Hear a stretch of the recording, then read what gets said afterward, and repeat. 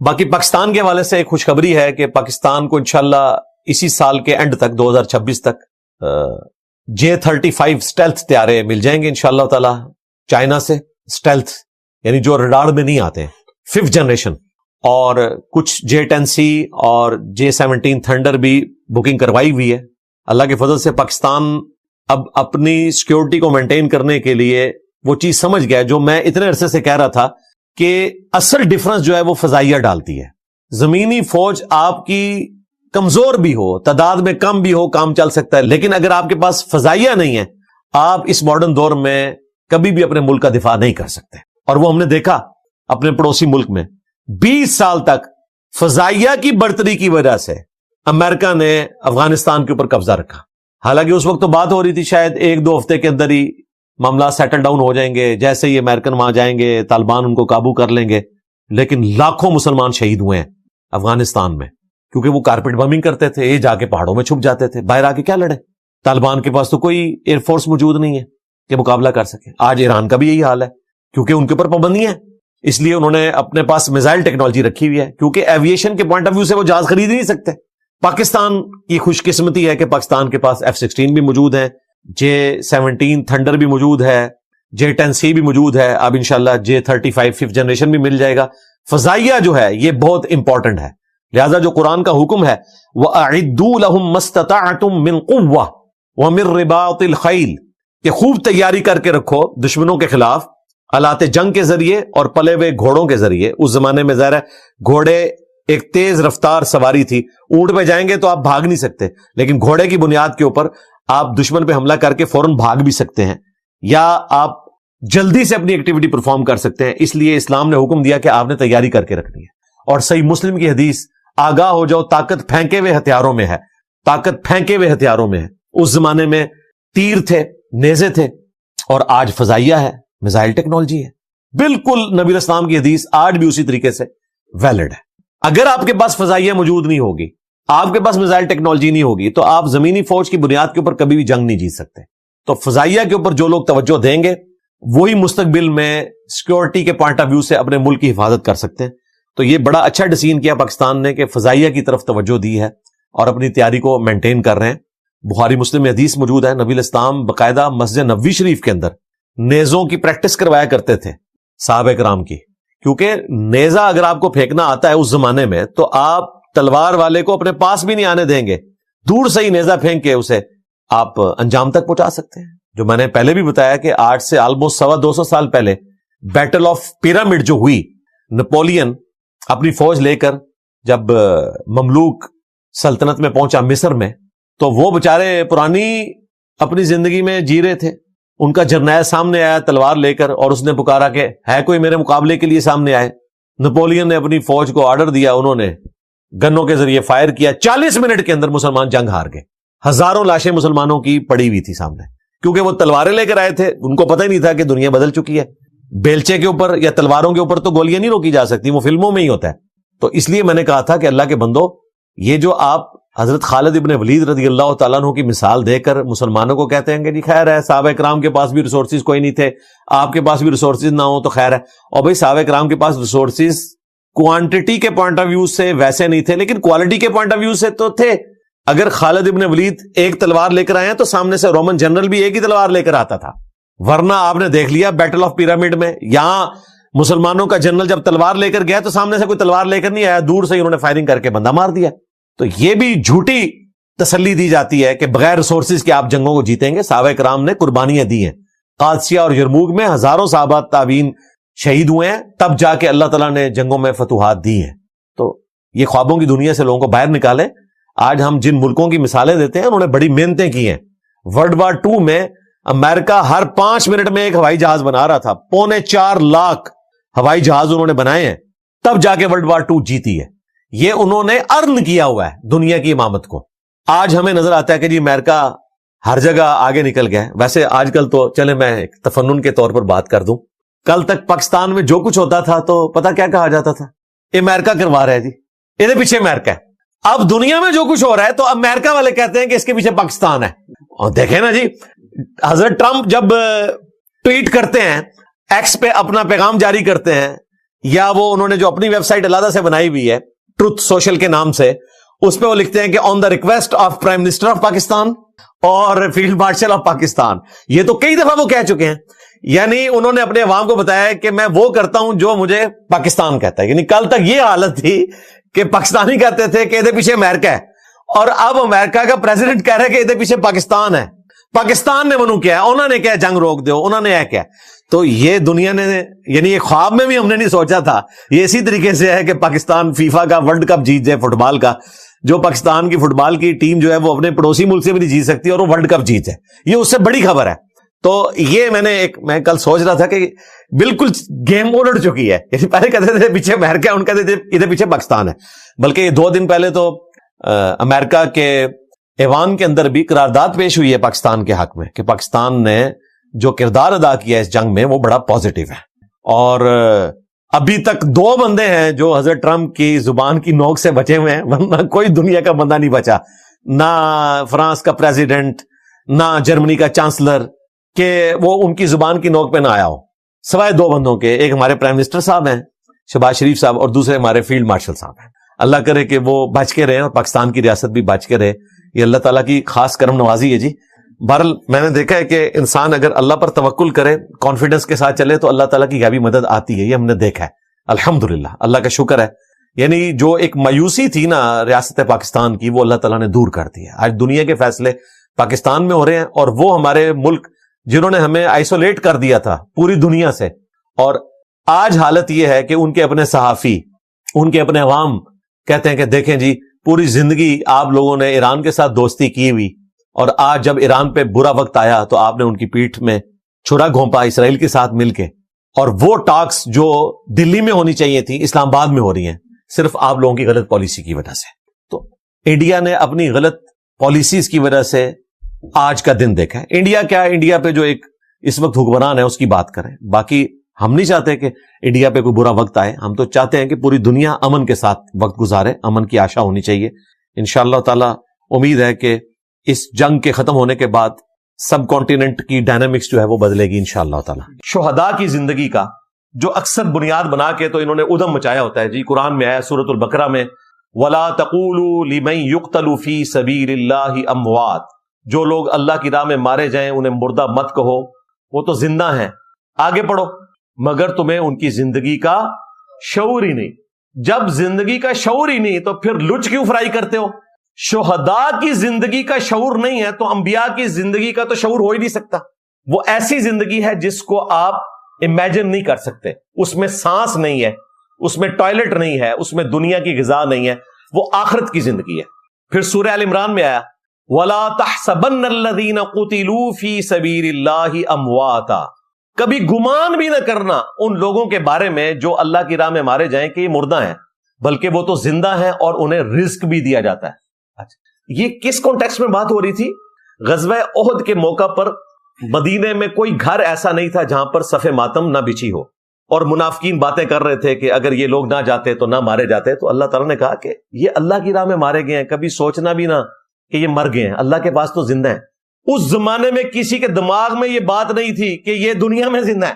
اور کانٹیکسٹ بتا رہا ہے کہ وہ لوگ جو شہداء کے اوپر تان کر رہے تھے کہ نہ میدان جنگ میں جاتے نہ مرتے, ان کو اللہ تعالیٰ جواب دے رہا ہے کہ یہ دنیا سے تو گئے ہیں لیکن اللہ کے حضور زندہ ہیں, لیکن تمہیں شعور نہیں ہے اور انہیں رزق بھی ملتا ہے.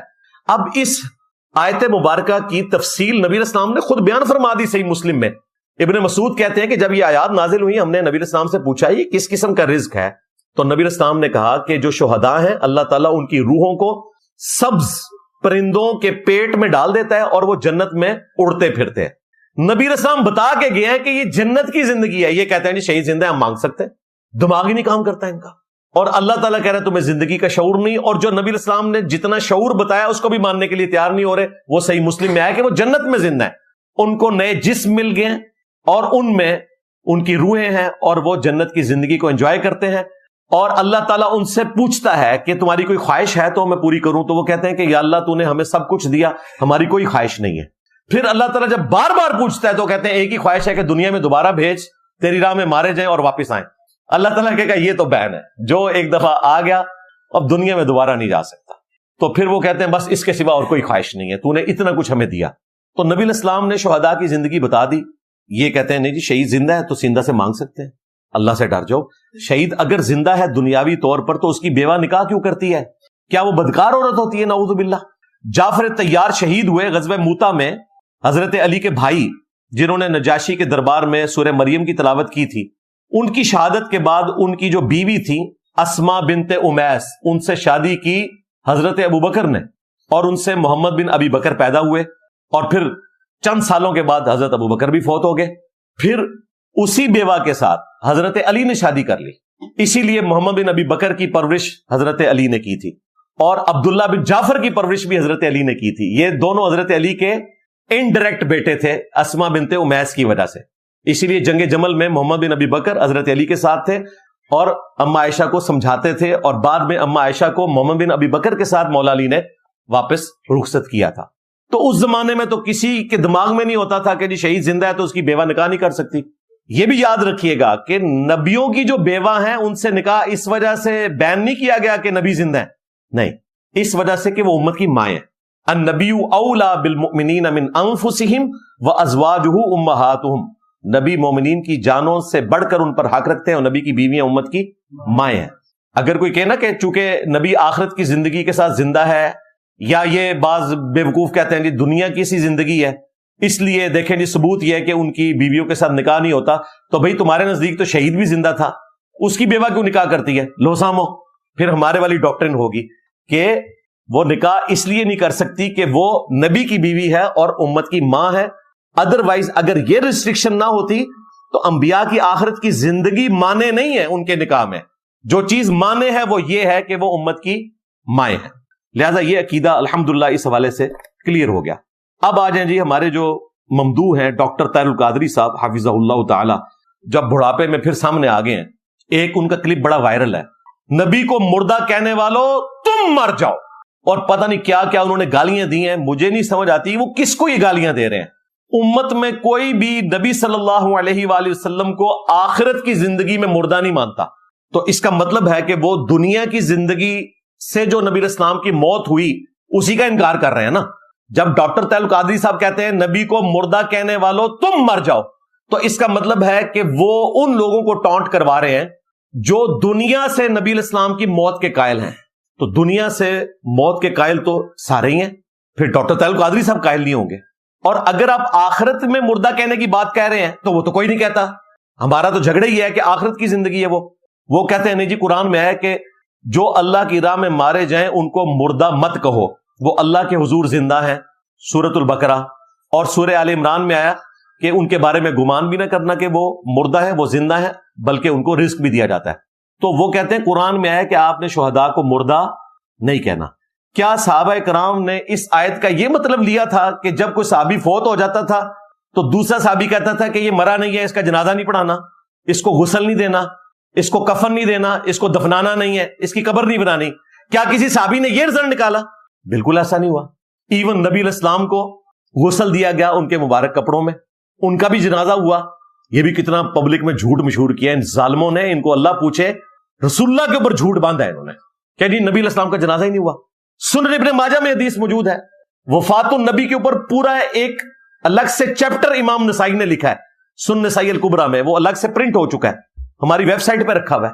نبی علیہ السلام کے جنازے سے متعلق, آپ کے غسل سے متعلق ساری احادیث ایک جگہ جمع کی ہیں, اس کا نام ہی ہے وفات النبی, اس میں پوری حدیث موجود ہے. ہاں ایک چیز ضرور ہے کہ نبی علیہ السلام کا جنازہ جو ہوا اس میں کوئی امام نہیں تھا. وہ امام شافعی کا قول ہے, سنن کبریٰ البیہقی میں امام بیہقی نے نقل کیا کہ یہ صحابہ کرام نے رسول اللہ کو پروٹوکول دیا کہ ان کی میت کی موجودگی میں کوئی امامت نہ کرے, سب اپنا اپنا جنازہ پڑھتے تھے, 4 تکبیرات پڑھتے تھے, دروشی پڑھتے تھے, دعا سب کچھ ہوا, سب نے جنازہ پڑھا, 3 دن تک جنازہ ہوتا رہا. اچھا اب حیران کن بات آپ دیکھیں, ایک طرف یہ لوگ کہتے ہیں جنازہ نہیں ہوا, دوسری طرف جب شیعہ کہتے ہیں حضرت ابوبکر عمر نے نبی علیہ السلام کا جنازہ نہیں پڑھا, تو یہی بریلوی ان کو جواب دے رہے ہوتے ہیں نہیں پڑھا ہے, تو سیدھے کہتے جنازہ ہو ہی نہیں. لو سامو کتنے گیا دماغ میرا, دیکھو تھوڑا دماغ کدے نہیں اتنے جانا. یہ بریلوی آپ کو بتاتے ہیں جنازہ ہی نہیں ہوا, اور جب شیعہ کہتے ہیں کہ جی سب نے جنازہ پڑھا, حضرت ابوبکر عمر نے نہیں پڑھا, تو کہتے ہیں نہیں انہوں نے بھی پڑھا سی, انہوں نے پڑھا سی, تو کہتے جنازہ ہی نہیں ہوا. کیسے بلنڈر کرتے ہیں یار یہ. میں نے اس کے اوپر پورا لیکچر ریکارڈ کروایا ہے 2016 میں, وفات مصطفیٰ صلی اللہ علیہ وآلہ وسلم, مسئلہ 163. ایک گھنٹہ اور لگ جائے گا اگر میں وہ ساری احادیث ڈسکس کروں. بہرحال اس کی طرف واپس آئیں. ڈاکٹر طیل القادری صاحب سے میں پوچھوں گا, یہ جو آپ گالیاں دے رہے ہوتے ہیں کہ نبی کو مردہ کہنے والوں تم مر جاؤ, یہ آپ کو پتا ہے آپ کس کو گالی دے رہے ہیں؟ اس امت کے ٹاپ کے ولی کو, سیدنا ابو بکر الصدیق رضی اللہ تعالیٰ عنہ علیہ السلام. ان کو یہ گالی دے رہے ہو تم. انہیں یہ ساری آیات پتا تھی کہ شہداء زندہ ہیں اور شہداء سے اعلیٰ درجے کی زندگی انبیاء کی ہے, لیکن انہوں نے رسول اللہ کی میت کے اوپر کیا خطبہ دیا؟ وہ صحیح بخاری میں رپورٹ ہوا ہے, کم از کم 4 جگہ پہ تفصیل کے ساتھ آیا صحیح بخاری کے اندر. اور ہماری ماں سیدہ عائشہ کی حدیث صحیح بخاری میں وہ اس عقیدے کو بالکل کھول کر بیان کر دیتی ہے. یہ دونوں حدیثیں ہمارے عقیدے کی سپورٹ میں ہیں. پہلے میں سیدہ عائشہ کی وہ حدیث بیان کرتا ہوں جو بخاری میں ہے. وہ کہتی ہیں کہ نبی الاسلام کے بالکل آخری دن چل رہے تھے, بالکل آخری وقت قریب تھا, اور نبی الاسلام بار بار دعا کر رہے تھے کہ اے اللہ مجھے رفیق الاعلیٰ کے ساتھ ملا دے. اتنے میں میرے بھائی عبد الرحمن بن ابی بکر آئے, ان کے ہاتھ میں مسواک تھی. نبی الاسلام بول بھی نہیں سک رہے تھے کمزوری کی وجہ سے, آپ نے اشارہ کیا تو میں سمجھ گئی کہ آپ کو مسواک بڑی پسند ہے. اور بیسیکلی اس وقت مسواک کر کے نبی الاسلام نے کیا حاصل کرنا تھا؟ یہ حاصل کرنا تھا کہ امت کو دانتوں کی صفائی کے اوپر آمادہ کیا جائے. تو وہ کہتی ہیں مسواک دی, تو مسواک سخت تھی. نبی الاسلام نے چبانے کی کوشش کی, نرم کرنے کی, لیکن کمزوری کی وجہ سے آپ چبا نہیں سکے. تو مجھے دی اور میں سمجھ گئی کہ آپ کا اشارہ کیا ہے, تو میں نے اپنے دانتوں میں اسے چبایا, صحیح طریقے سے نرم کیا, پھر نبی الاسلام کو دیا. آپ نے مسواک کی. اور پھر اماں عائشہ کہتی ہیں کہ اللہ کا شکر ہے کہ اللہ نے اپنے محبوب صلی اللہ علیہ وآلہ وسلم کی موت سے پہلے آپ کا لعاب دہن مبارک اور میری تھوک کو ایک جگہ جمع کر دیا. کتنی بڑی سعادت ہے. یعنی جب نبی الاسلام نے پہلی دفعہ دیا تو وہ منہ میں چبا چکے تھے نا, تو آپ کا لعاب دہن سیدہ عائشہ کے منہ میں آیا, اور پھر جب سیدہ عائشہ نے چبایا تو ان کا لعاب دہن نبی الاسلام کے منہ میں آیا. اور یہ بالکل آخری دن کی بات ہے, اور اس میں الفاظ ہیں. اما عائشہ کہتی ہیں کہ یہ سعادت مجھے اس دن حاصل ہوئی جو رسول اللہ کی دنیا کی زندگی کا آخری دن تھا اور آخرت کی زندگی کا پہلا دن تھا. یعنی اما عائشہ کا یہ عقیدہ ہے کہ نبی الاسلام دنیا سے جا چکے ہیں, اور کس زندگی میں زندہ ہیں؟ آخرت کی. اب آ جائیں ابو بکر صدیق رضی اللہ تعالیٰ عنہ کا عقیدہ. نبی الاسلام کی وفات ہوئی, سیدنا عمر نے تلوار اٹھائی ہوئی ہے, جو کہے گا کہ نبی الاسلام فوت ہو گئے میں اس کی گردن کاٹ دوں گا. ان کا یہ نظریہ تھا کہ جب تک رومنز اور پرشینز کو اللہ تعالیٰ مفتو نہیں کرتا مسلمانوں کے ہاتھوں, نبی الاسلام دنیا سے نہیں جائیں گے. جس طرح موسیٰ علیہ السلام عارضی طور پر کوہ طور پر گئے تھے, واپس آ گئے تھے, نبی الاسلام بھی ڈورمنٹ پوزیشن میں واپس آ جائیں گے. سیدنا ابو بکر حجرہ عائشہ میں داخل ہوئے, کفن مبارک ہٹایا, ماتھے پر بوسہ دیا اور کہا یا رسول اللہ, اللہ تعالیٰ آپ پر 2 موتیں جمع نہیں کرے گا. یعنی یہ جو عمر کو وہم لگا ہے یہ غلط ہے. ایک موت آپ کو آنی تھی وہ آ گئی ہے, اب دوبارہ سے آپ نے دنیا میں آ کے دوبارہ نہیں جانا. پھر آپ مسجد نبوی میں آئے, ظاہر ایڈجسٹنٹ تھا وہ حجرہ, ممبر پر چڑھے اور کہا کہ عمر کو اس کے حال پر چھوڑ دو. لوگ حضرت ابو بکر کی طرف متوجہ ہوئے. یہ حضرت ابو بکر کا ہی حوصلہ تھا اتنے مشکل وقت میں اپنے اعصاب کے اوپر قابو رکھنا, یہ نبی الاسلام کی تربیت تھی. سیدنا ابو بکر صدیق رضی اللہ تعالیٰ عنہ نے اللہ کی حمد اور دروشی پڑھنے کے بعد جو پہلا جملہ بولا نا, وہ ایسا جملہ ہے جس کی وجہ سے ڈاکٹر طیل القادری صاحب فارغ ہو چکے ہیں, جو کہتے ہیں کہ نبی کو مردہ کہنے والوں تم مر جاؤ. ڈاکٹر صاحب یہ گالیاں آپ حضرت ابو بکر کو دیتے ہو. پہلا جملہ انہوں نے پتا کیا بولا؟ الا من کان یعبد محمدا فان محمدا قد مات. آگاہ ہو جاؤ, جو کوئی بھی تم میں محمد کی عبادت کرتا تھا جان لے محمد مر چکے. مات وفات کر گئے, وصال فرما گئے نہیں, مات. ومن یعبد اللہ, اور جو کوئی اللہ کی عبادت کرتا تھا وہ جان لے فان اللہ حی لا یموت, بے شک اللہ تعالیٰ زندہ ہے, اسے کبھی موت نہیں آئے. تو کہا کہ محمد مر گئے. یہ کہتے ہیں جی نبی کو مردہ کہنے والوں تم مر جاؤ. تو یہ تم ابو بکر کو گالیاں نکال رہے ہوتے ہو, بدبختوں, خود سے عقیدے بناتے ہو اور پھر امت کو ان عقیدوں کا پابند کرتے ہو اور پھر گالیاں نکالتے ہو, اور تمہیں پتہ نہیں گالیاں کہاں جاتی ہیں. اس سے حیران کن بات یہ ہے کہ سیدنا ابو بکر صدیق رضی اللہ تعالیٰ عنہ کی زندگی میں کون سا صحابی رسول اللہ کی عبادت کرتا تھا؟ بتائیں مجھے. کوئی بھی نہیں کرتا تھا.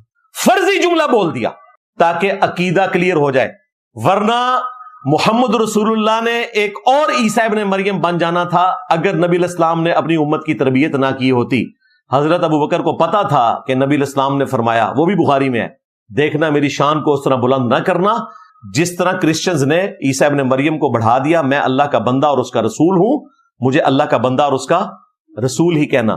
میں کہتا ہوں نبی علیہ السلام کے مبارک درخت کا پھل ہیں سیدنا ابو بکر کے آپ کی میت کے اوپر مصطفیٰ جان رحمت پہ لاکھوں سلام نہیں پڑھا جا رہا، توحید بیان ہو رہی ہے۔ من کان یعبد محمدا فإن محمدا قد مات۔ یار صحابہ کے دل دکھے ہوئے ہیں، وہاں تو آیت پڑھنی چاہیے تھی ان اللہ وملائکتہ یصلون علی النبی اللہم صلی علی محمد وعلی آل محمد، 1.25 لاکھ دفعہ درود شریف پڑھو۔ نہیں، ان کو پتا تھا کہ میں اس وقت ان کا عقیدہ درست کروں۔ اب مجھے بتائیں یہ کوئی آیت ہے، کوئی حدیث ہے کہ جو محمد کی عبادت کرتا ہے وہ جان لے کہ محمد مر چکے؟ فرضی جملہ۔ لوگ کہتے ہیں انجینئر صاحب نے جملہ کہاں سے بول دیا کہ جی بڑے سے بڑا کوئی بزرگ ہو اپنا پیشاب نہیں روک سکتا۔ جی جہاں سے حضرت ابو بکر نے یہ جملہ بولا، جب تم کہو گے کہ اس بابے نے سمندر روکا ہوا ہے تو ابو بکر کے غلام کے دماغ میں یہ بات آئے گی کہ کوئی بابا اپنا پیشاب بھی نہیں روک سکتا، سمندر کون روک سکتا ہے؟ ہاں، حضرت ابو بکر نے یہ بات کہاں سے نکالی کہ جو محمد کی عبادت کرتا ہے وہ جان لے محمد مر چکے؟ کسی آیت حدیث میں نہیں ہے، نہ کسی صحابی نے حضور کی عبادت کی ہے۔ فرضی جملہ، اس کا مطلب ہے کہ فرضی جملہ بول کر عقیدے کو سمجھانا کس کی سنت ہے؟ سیدنا ابو بکر صدیق رضی اللہ تعالیٰ عنہ کی۔ لہذا انجینئر صاحب صدیقی ہیں، میرے صدیق سا ہے ہی کوئی نہیں، تیرے بابے تے شاہ ہی کوئی نہیں، دبو انہاں نو جعلی عقیدے تو ہم دس کے کہنے۔ فرضی جملہ بولا، کوئی آیت حدیث بیان نہیں کی، فرضی جملہ بولا۔ اس کے بعد آیت پڑھی۔ انجینئر صاحب تو اس سے بھی بہتر طریقے سے بیان کرتے ہیں، میں پہلے آیت حدیث بیان کرتا ہوں بعد میں جملہ بولتا ہوں۔ حضرت ابوبکر صدیق نے پہلے جملہ بولا بعد میں آیت حدیث۔ آیت پڑھی سورہ آل عمران کی 144، وما محمد الا رسول قد خلت من قبلہ الرسل، محمد تو نہیں مگر ایک رسول اور ان سے پہلے اور بھی رسول گزر چکے۔ افئن مات او قتل، اگر یہ مر جائیں یا قتل ہو جائیں، یا پاکستان میں ترجمہ کر لیں کہ وصال فرما جائیں یا شہید ہو جائیں، حالانکہ شہید بھی عربی کا لفظ تھا، کیا تم دین سے الٹے قدم پھر جاؤ گے؟ یعنی تمہارا کوئی نبی کے اوپر احسان ہے، ایمان لائے ہو، اپنی آخرت کے لیے لائے ہو، دین سے الٹے قدم پھرو گے تو اپنا نقصان کرو گے، اللہ تعالیٰ ثابت قدم رہنے والوں کو جزا دے گا۔ صحابہ کرام کہتے ہیں کہ ہمیں یوں لگا یہ آیت ابھی نازل ہوئی ہے، حالانکہ غزوہ احد کے موقع پر 8 سال پہلے نازل ہوئی بھی تھی۔ سیدنا عمر کہتے ہیں کہ میرے پاؤں میرے جسم کا بوجھ نہیں اٹھا سکے جب میں نے یہ آیت سنی، وما محمد الا رسول قد خلت من قبلہ الرسل۔ اور پھر کئی دن تک جب بھی کوئی صحابی کسی دوسرے صحابی کو ملتا تھا تو یہی آیت پڑھتا تھا، وما محمد الا رسول قد خلت من قبلہ الرسل۔ اب ڈاکٹر تعلق قادری صاحب ہو تو ساروں کے اوپر 295 سی لگا دیں۔ صحابہ ایک دوسرے کو کیا مل کے کہہ رہے ہیں؟ اللہم صلی علی محمد وعلی آل محمد، یہ پڑھ کے اپنی گفتگو کا آغاز نہیں کر رہے، آغاز کیا کر رہے ہیں؟ وما محمد الا رسول قد خلت من قبلہ الرسل، محمد تو نہیں مگر ایک رسول، ان سے پہلے بھی اور رسول گزر چکے۔ کیا وہ اگر مر جائیں یا قتل کر دیے جائیں تو تم اپنے دین سے الٹے قدم پھر جاؤ گے؟ اس سے ان کو ڈھارس ملی۔ دوسری آیت پڑھی، انک میت وانہم میتون، اے نبی تمہیں بھی مرنا ہے، تمہارے مخالفین کو بھی مرنا ہے۔ سورہ الزمر کی آیت نمبر 30، وہ تھی سورہ آل عمران کی 144، یہ سورہ الزمر کی آیت نمبر 30۔ عقیدہ بتا دیا امت کو، یہ ہے سیدنا ابوبکر کا عقیدہ۔ اب مجھے بتائیں انہوں نے جو جعلی عقیدے بنائے ہوئے ہیں، ڈھکوسلے مچائے ہوئے ہیں، خود سے چیزیں بناتے ہیں، ان میں پھر رنگ بھرتے ہیں اور پھر باقی امت کو گستاخ کہنا شروع کر دیتے ہیں۔ بیسیکلی یہ صحابہ اور اہل بیت کو گستاخ سمجھتے ہیں، کیونکہ ہم نے تو یہ عقیدے ان سے سیکھے، ہم نے گھر بیٹھ کے تو نہیں گھڑے۔ یہ میں بار بار جب یہ بیان کرتا ہوں تو میں کہتا ہوں کہ یار یہ لوگ ہوتے ہیں نا تو یہ محفل نعت کرتے ہیں نبی اسلام کی میت کے اوپر، اور حضرت ابوبکر کیا کر رہے ہیں؟ توحید بیان کر رہے ہیں، کیونکہ وہ کرٹیکل موقع تھا۔ وہ اگر اس وقت خطبہ نہ ہوتا تو مجھے بتائیں باقی لوگوں نے محبت میں کیا کچھ کرنا تھا؟ آپ کو تو مٹی ملتی نہیں ہے، ان کے سامنے وہ قبر کی مٹی تھی، سب کچھ چاٹ جانا تھا انہوں نے۔ جی یہ بھی موجود ہے بخاری مسلم میں، نبی الاسلام اپنے آخری دنوں میں بار بار اپنے چہرے اقدس سے تکلیف کی وجہ سے چادر ہٹاتے تھے اور کہتے تھے لعن اللہ الیہود والنصارى اتخذوا قبور انبیائہم مساجدا، اللہ کی لعنت ہو یہود و نصارہ پر، انہوں نے اپنے نبیوں کی قبروں کو سجدہ گاہ بنا لیا تھا۔ اما عائشہ کے الفاظ ہیں بخاری مسلم میں اس حدیث کے ساتھ کہ رسول اللہ آخری وقت میں ہمیں ڈرا رہے تھے کہ میری قبر کے ساتھ یہ کام نہ کرنا، اگر ہمیں خطرہ نہ ہوتا کہ لوگ رسول اللہ کی قبر پہ سجدے شروع کر دیں گے تو میں رسول اللہ کی بیوی آپ کی قبر کو زیارت کے لیے اوپن چھوڑ دیتی، یعنی حجرہ عائشہ کو میں گرا دیتی کہ ٹھیک ہے جس کی مرضی وہ اپنے نبی کی قبر کی زیارت کرے، لیکن ہمیں خطرہ تھا کہ اگر قبر کو اوپن چھوڑا تو لوگ قبر پہ سجدے کرنا شروع کر دیں گے۔ کوئی آج کے زمانے کا بندہ ہوتا تو کہتا کہ اماں جان آپ کو ٹینشن کیا ہے، شرک تو ختم ہو چکا ہے، لو سامو اور رسول اللہ کو اگر اللہ نے گارنٹی دی تھی کہ شرک ختم ہو چکا ہے تو نبی اسلام کو بھی ٹینشن نہیں لینی چاہیے تھی. شرک صرف ایک گروہ سے ختم ہوا ہے, پوری امت مشرک نہیں ہوگی, ایک گروہ حق پہ قائم رہے گا جو بخاری مسلم میں آیا. باقی آج جو علی اللہ کہہ رہے ہیں, آج تو بریلوی بھی ان کے خلاف ویڈیو ریکارڈ کروا رہے ہیں علی اللہ والوں کے خلاف. تو بریلویوں سے پوچھنا چاہیے, میں نے یہ ایک لیکچر رکھا ہوا ہے, ایک اسپیشل بناؤں گا اس کے اوپر بھی, کہ جو علی اللہ کہہ رہے ہیں اور ڈاکٹر اشرف جلالی صاحب ان کے خلاف ویڈیو ریکارڈ کروا رہے ہیں, تو ڈاکٹر صاحب تو سیدھے سانو دسیا سی کہ شرک مک چکا ہے, تے علی اللہ جڑے کہہ رہے ہیں پھر شرک تو نہ ہویا, اور وہ کہہ رہے ہیں کہ شرک کر رہے ہیں اور شرک تو مک چکے ہیں. یار شرک کو نہیں مکیا, ہاں شرک جاری ہے. ہاں ایک گروہ قیامت تک حق پہ قائم رہے گا, وہ توحید کے بارے میں زیرو ٹالرنس رکھے گا. آج بھی الحمدللہ ایسے لوگ موجود ہیں جن کی توحید بالکل ویسے ہی ہے جس طرح نبی الاسلام نے جب آنکھیں بند کی تھی اپنی امت کو وہ توحید دے کر گئے تھے. اور یہ اس امت کا خاصہ ہے. موسیٰ علیہ السلام تو 40 دن کے لیے کوہ طور پہ گئے, 70,000 صحابہ جو ہیں مرتد ہو گئے, بچڑے کو خدا بنا لیا. آج دیکھیں ہمارے نبی کو دنیا سے گئے ہوئے 1400 سال سے زیادہ گزر چکے ہیں, لیکن بالکل 24 کیرٹ سونا توحید ہے کروڑوں لوگوں کی. اس لیے تو اگلے انبیاء رش کریں گے, یہ امت توحید ہے.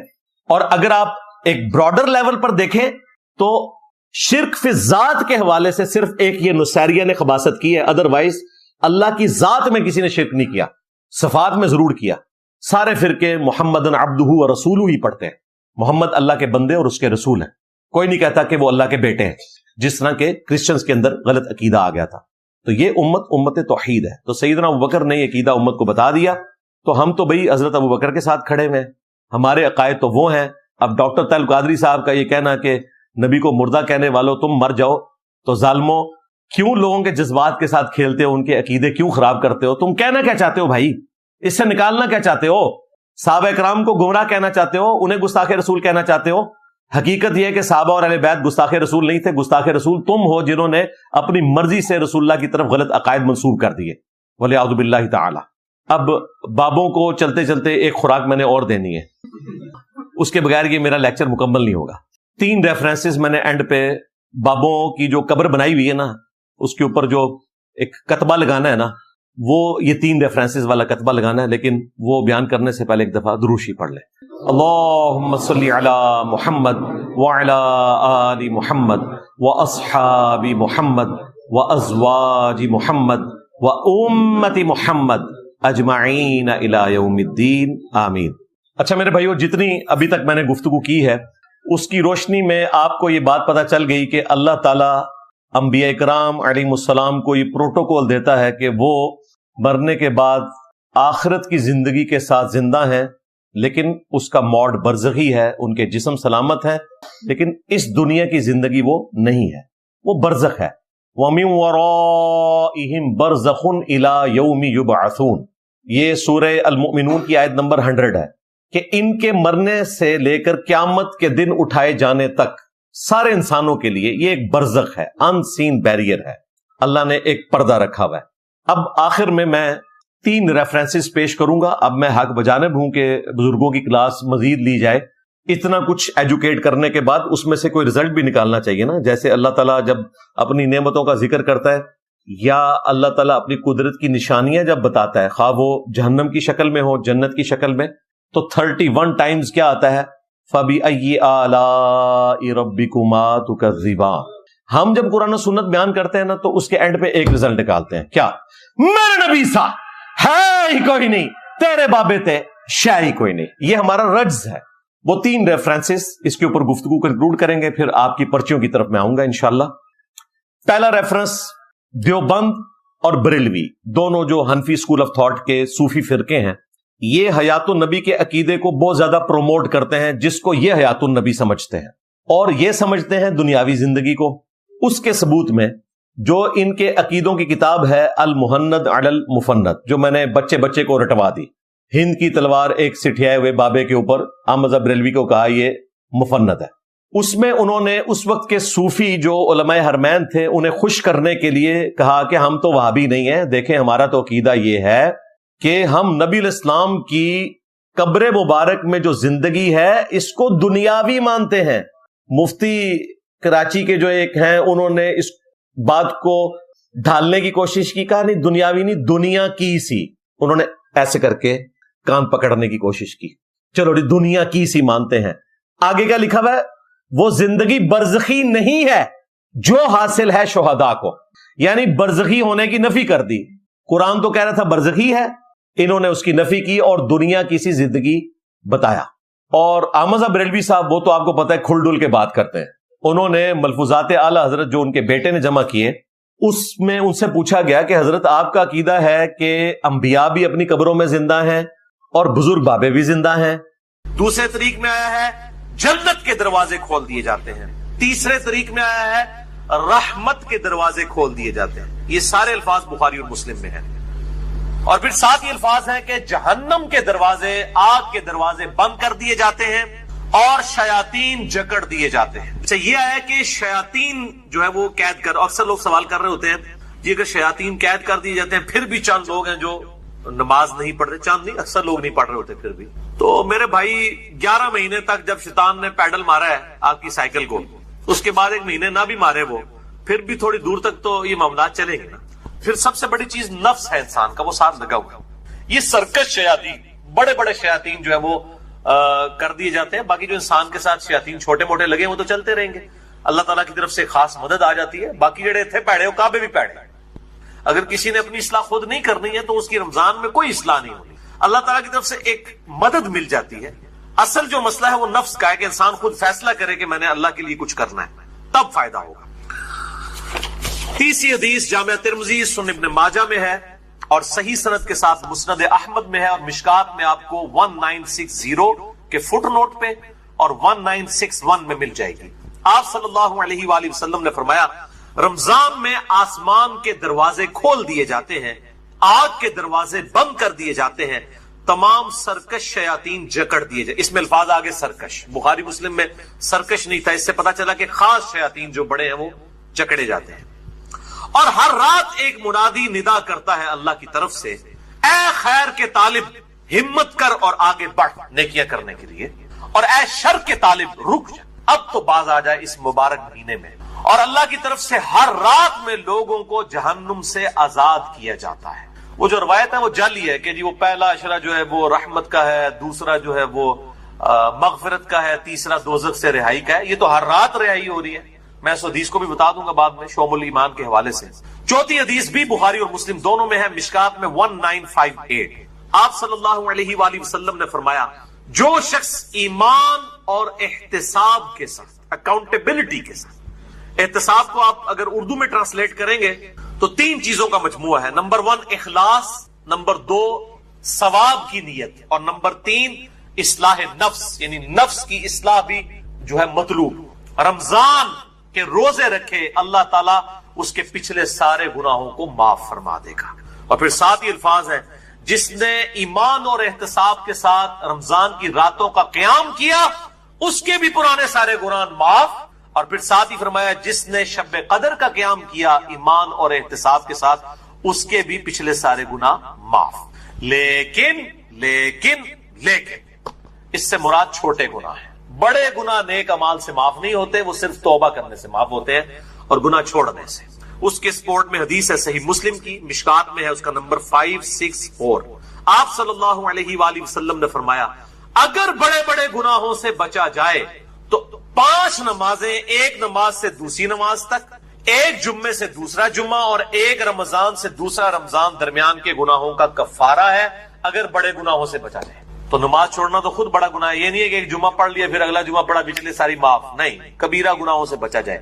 صحیح مسلم میں حدیث ہے، مشکات میں 569 اس کا نمبر ہے کہ بندے کے کفر اور اسلام کے درمیان فرق نماز ہے. تو نماز چھوڑنے سے تو بڑا کوئی گناہ نہیں ہے.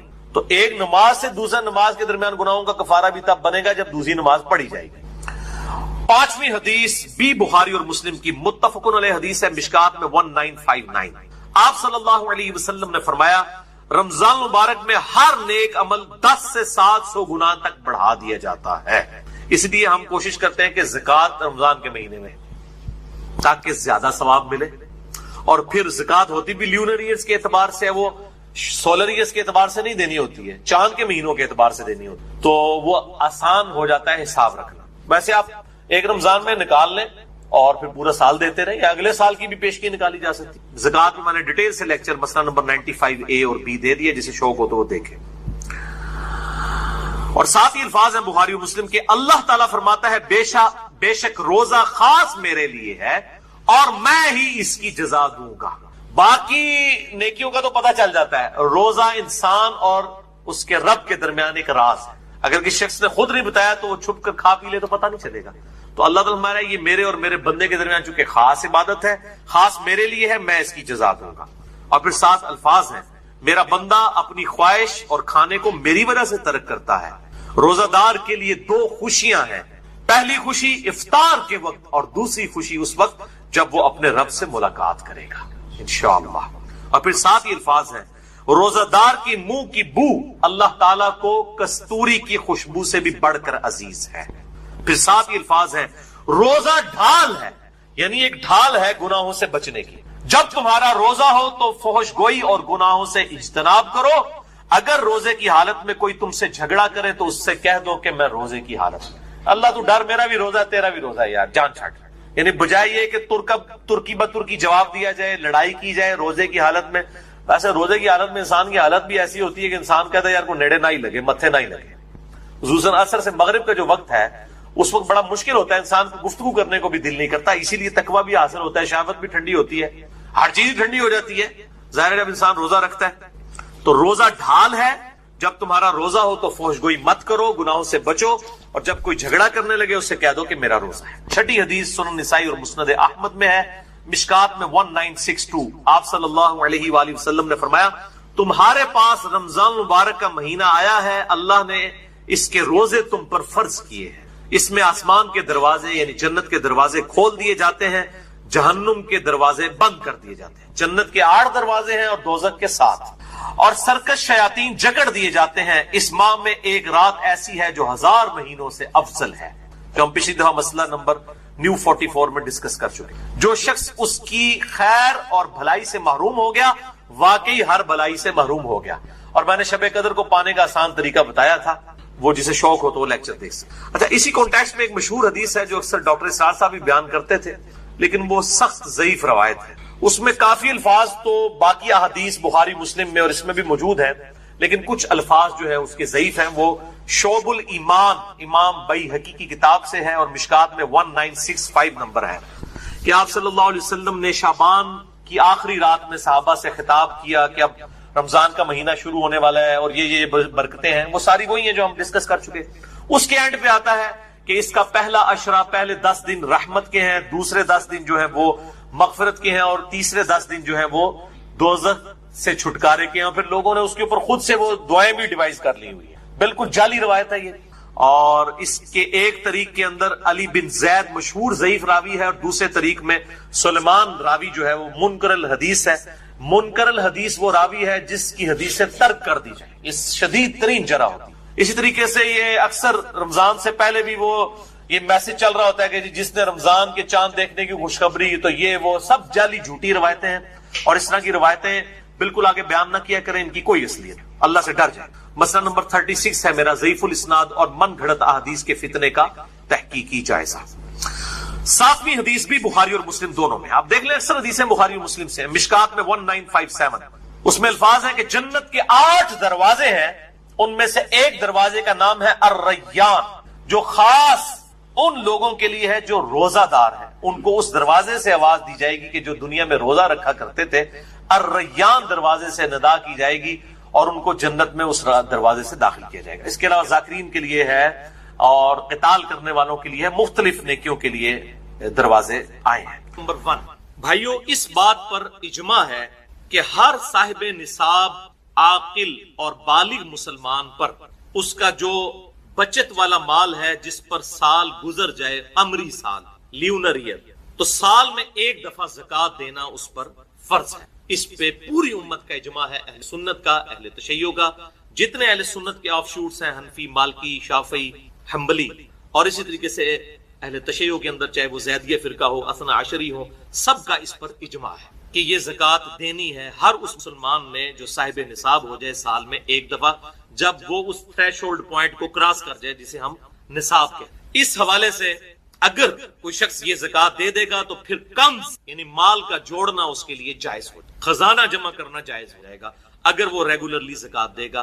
ادروائز آپ نے پچھلی دفعہ سورۃ التوبہ کی آیت نمبر 33 اور 34 اور 35 کے کانٹیکسٹ میں سن لیا کہ یہ مال جو ہے سونا اور چاندی یہ گرم کر کے ان لوگوں کے ماتھوں پر داغے جائیں گے اور ان کے پہلوؤں پر، ان کے پیٹھوں کے اوپر جو لوگ زکات نہیں ہیں. پچھلی دفعہ میں نے ڈیٹیل سے 73 منٹس اسی بھی تو گفتگو کی تھی.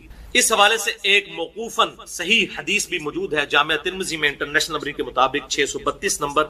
سیدنا ابن عمر رضی اللہ تعالی عنہما کہتے ہیں کہ جو مال کسی کو حاصل ہوا اور اس کے پاس 1 سال تک پڑا رہا تو اس پر زکات دینا فرض ہے. امام ترمذی رحمۃ اللہ علیہ نے پھر اس کے ساتھ اہل علم کے کامنٹس بھی نقل اس حوالے سے کہ اگر